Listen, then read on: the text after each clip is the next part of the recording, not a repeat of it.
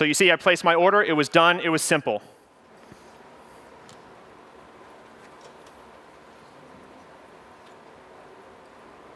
Let's flip back to the slides.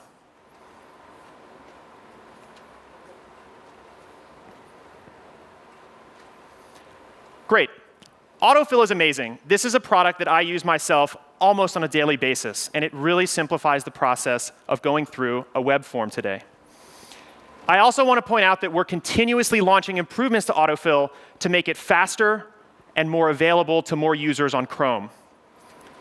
But autofill, again, is tied to existing form infrastructure. We use web forms as essentially the tool by which we're passing the user's payment and shipping information back to the website. So because of this, there are some key limitations. First, we can't solve the latency problem. We can't make the page load faster with autofill. And secondly, as you saw in the demo, it still takes multiple sections, multiple taps to get through a checkout process and actually submit my order. So going back to our two design principles, we wanted to start thinking beyond autofill. And it led us to the idea that maybe the best way to solve checkouts was not simply to improve on the checkout form, but to actually completely eliminate the checkout form. So I want to go through a quick exercise here, and I want everyone to close your eyes and imagine a world without checkout forms. This isn't a rhetorical exercise. I actually want everyone to close your eyes and just imagine a world without checkout forms. So what does this mean? For users, this means that when I find something I want to buy, I can just tap and buy it. I don't have to go through a complicated process of re-entering all the same information. What does this mean for sites, for developers, for merchants? It means that you can focus on creating an amazing and engaging experience for your users and not have to worry about creating a checkout process, not have to worry about optimizing that checkout process. We're really excited to bring you the Payment Request API, which is the way that we're going to make this formless world a reality. Payment Request is a JavaScript API that allows the browser to handle the heavy lifting of payment collection. The result is a simple one-tap experience for the user and an easy way for a site to receive and request payment. Our goal with Payment Request is to create an open API. So no matter what browser, what device, what platform, or what payment method you choose, you'll never have to enter another checkout form.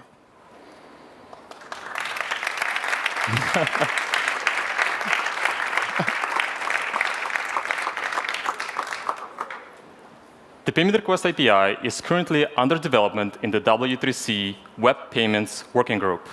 Our goal is to create a universal cross-browser standard for any website to accept any form of payment. There are three key points to keep in mind when thinking about payment requests.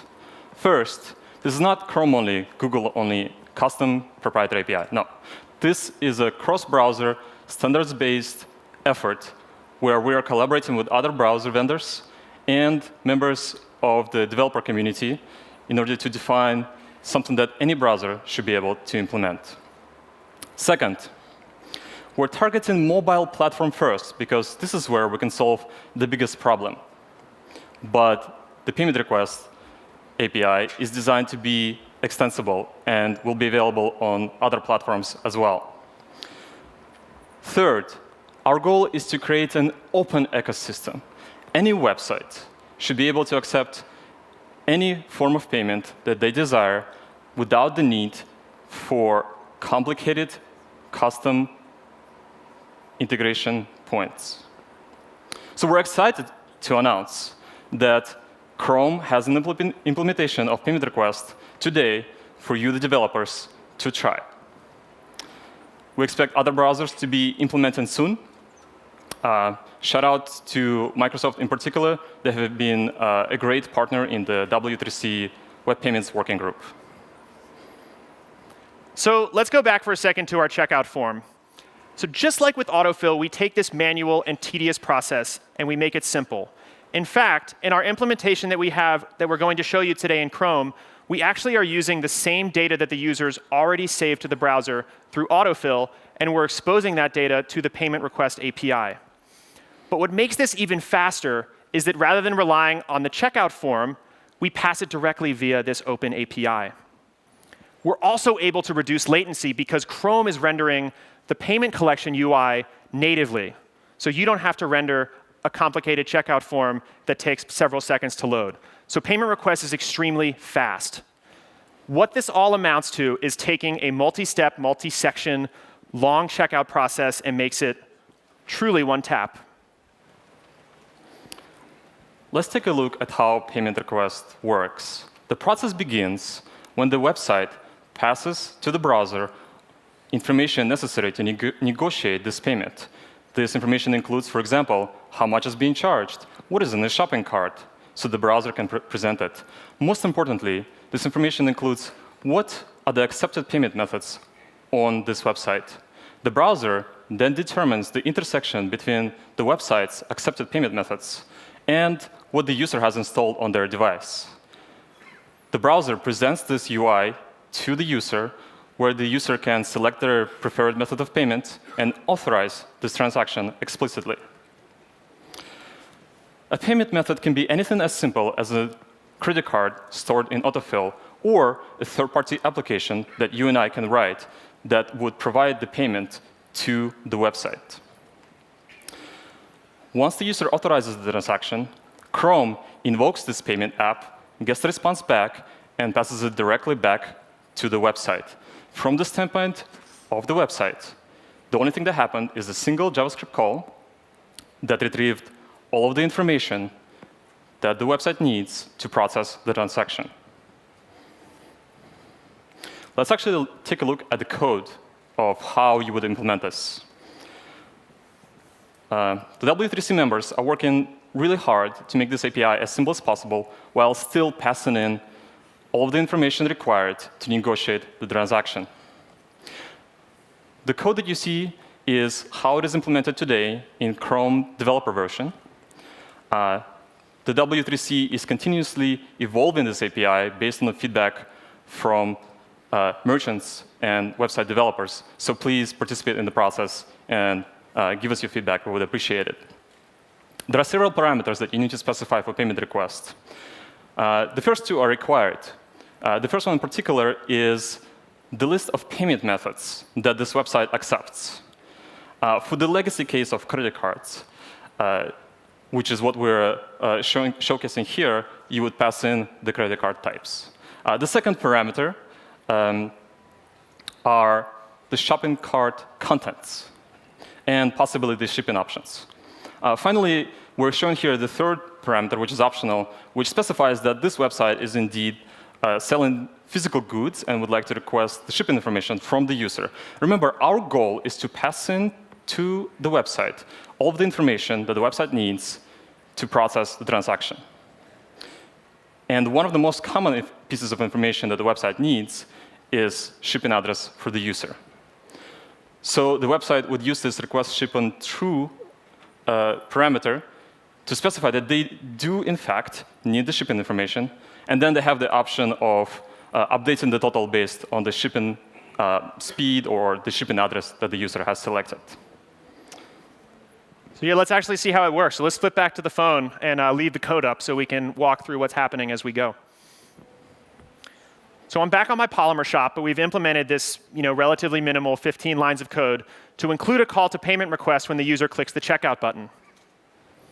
So I'm going to come back into men's outerwear. And this time I'm going to buy this nice YouTube hoodie here. I'm going to add it to my cart. I'm going to view the cart. And then again, we get to my least favorite part of the e-commerce experience. I'm about to check out. I'm about to land on a long, complicated form. But now that we've implemented payment request, Chrome is actually going to natively expose a UI where I can select all of my billing and shipping information.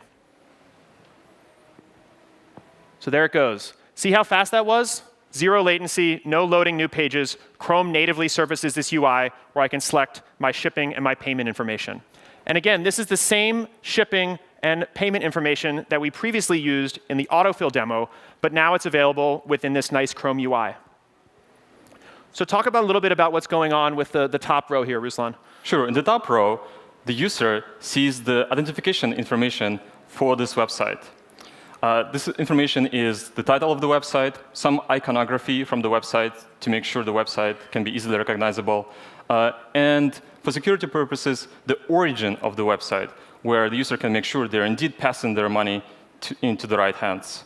The total information comes from the website. This is the shopping cart. The shipping and the payment is something that's most frequently and recently used by Alex on his phone, so this is smartly selected. But if Alex wanted to change his shipping address, for example, he could tap in and change the selection if he wanted to. So let's go ahead. OK. So the only step when I click Pay, because our goal is to return everything the merchant needs to process the transaction, the merchant presumably needs the 3-digit CVV. So just like with autofill, I'm going to have to enter it here in this minimal form.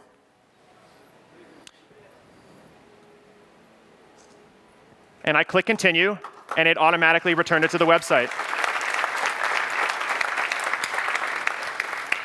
The other thing to note about this interaction is that the response that you get back from the web browser when you invoke payment request is exactly the same as the response you'd get back when your web form is submitted. So we're really trying to simplify this so that we're really trying to take the process of implementing a web form and really encapsulate it in this nice native Chrome UI. So let's flip back to the slides.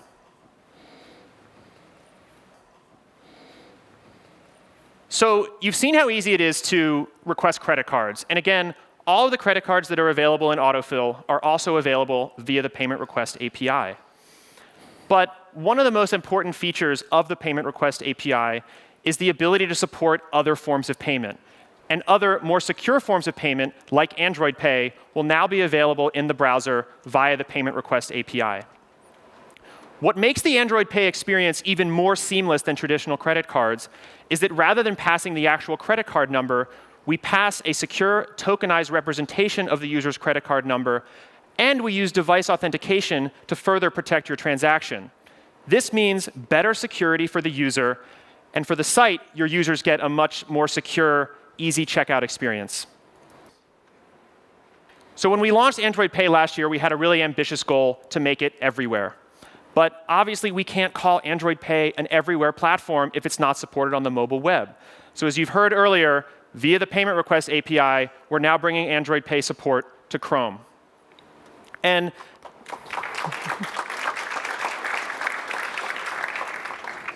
so you're probably thinking this is going to be a really complicated integration. But actually, it's just a few lines of code that you add to the payment request to be able to request and bring all the security and simplicity of Android Pay to your mobile website.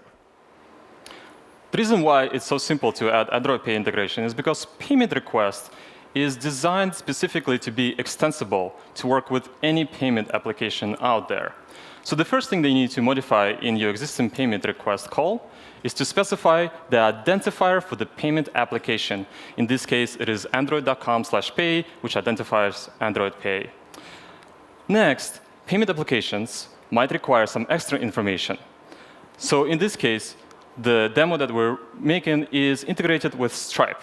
And in order to work with Stripe, Android Pay requires us to tell Android Pay that it is, in fact, the Stripe gateway that we're using, but you might be using a different one on your own website.